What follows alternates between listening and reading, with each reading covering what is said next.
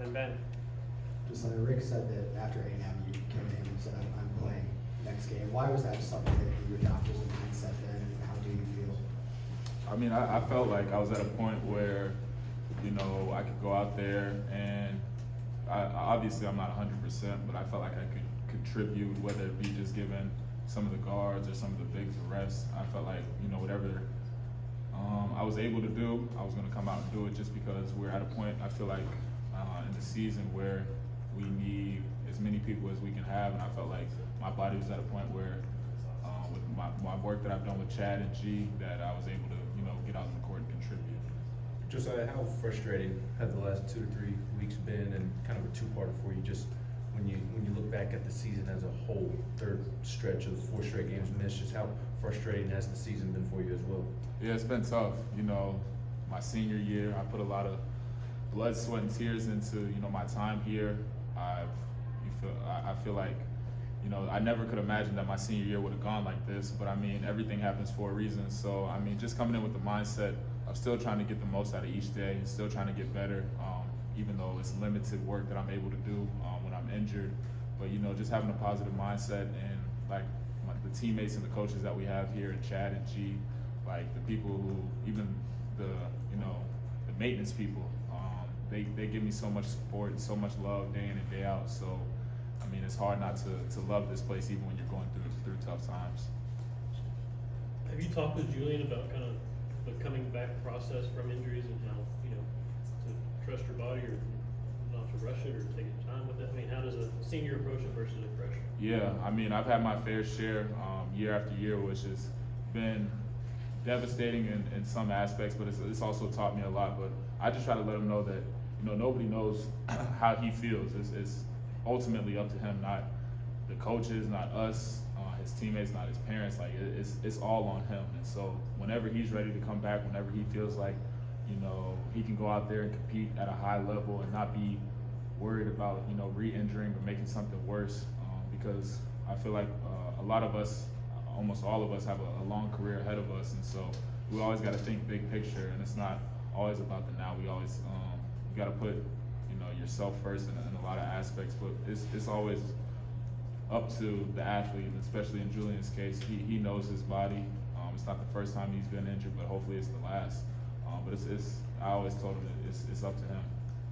Rob, David, and Ryan. Josiah, you guys were just clicking on offense from the start today. What did it feel like was going right? You hit 29 assists on 36 buckets. What was happening to make you guys execute that well? Yeah, we were getting the ball from side to side. We were hitting shots. You know, I feel like the last couple of days of preparing to play against those guys, we knew the looks that we were going to be able to get, and we just did a great job of executing from the start. Josiah, you talk about the support you get in this building when you're out, but when you're away from here, how do you kind of combat knowing you're not playing? Do you watch Netflix and binge, or how do you take your mind off of these kind of patches when you know you're not going to play? Yeah, I still do my yoga. That keeps me sane. I try to get at least one class in a day. My teammates see me do it in the locker room. I do it at my house. I just try to do it as much as I can, just for my own well-being. You know, I have my teammates come over to my apartment. We hang out, we chill, we watch movies. I actually have 2 cats now, so they keep me busy, Kiko and Simon. And so, yeah, I do a lot. What can not only a win, but like a performance, whatever it was, 40-point win, do for the confidence of this team after a frustrating month? Yeah, it can do a whole lot. And everybody in the locker room knew that, you know, we were due for a break. You work so hard day in and day out, you know that good things are coming. And I feel like we got high character guys in that locker room who are only about winning, only about the team. And so, you know, it's been a special group to be around, and I know that the season is far from over. That's what we kept preaching, just taking it day by day, just trying to get better. And we knew that, you know, we had a big opportunity today. We had big opportunities in the last 2 regular season games to, you know, rewrite the script and go into SEC tournament kind of rolling. And that's just what we wanted to get started today. Coach Barnes, back here in the back.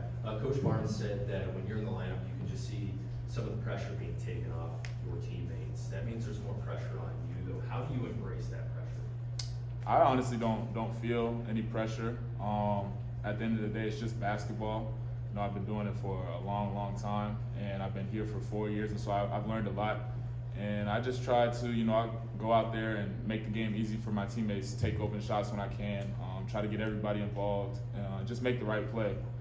Coach will tell you that it's not a perfect game and there's no perfect player, so obviously you're going to make mistakes, but I think that I've done a good job of, having a short memory, and I think I give my teammates a lot of confidence when I'm out there. Josiah Lamont Parrish, South Carolina's coach, joked that you make everything against them or had this season. How much extra motivation do you have when playing South Carolina with them being your home state team? Yeah, it's a lot. I thought about them in my recruiting process. I was close with Coach Martin and Frank Martin, and so I have a lot of love for the state. A lot of my friends, a lot of love for the university. A lot of my friends go to school there, so they're always texting me the day of the game, the day before the games. Letting me know that we'll be on the losing end. So it's always good to have those battles with my hometown friends. But it's always fun being able to come out on top against them.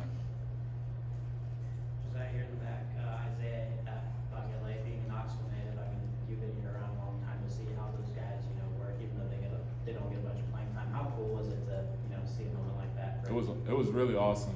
Zay, he can hoop. He's a really good basketball player. And Coach mentioned his injury that he had last year. It was devastating for us because he's in almost all of the scouts, and he's hard to guard. He's been practicing, working his way back, and like Coach said, he's been on a lot of the.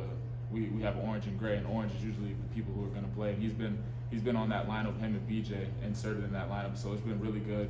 He's been ready to play for a couple of weeks now. Just him going out there and being able to do what he does every day is awesome to see. All right, Joe, thank you very much. Thanks, Joe.